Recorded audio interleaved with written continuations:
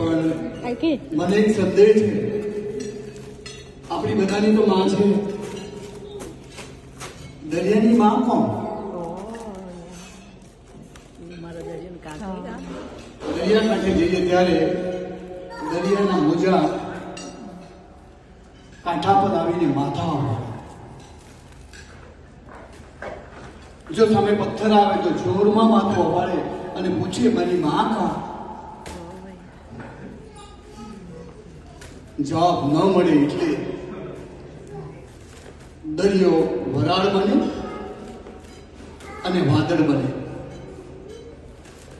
આ દરિયો વાદળા બની અહીં તહીં જઈ તઈ માને શોધે. શોધતો શોધતો ક્યાંય માં ન મળે ત્યારે વાદળામાંથી વરસાદ બની એ આપણે ત્યાં ટપકીએ. આપણે જે વરસાદને માનીએ છીએ એ દરિયાની માં ન હોવાનો પ્રસાદ છે. દરિયો રોજ એના કાંઠાને કહે આપણી માં ક્યાં છે?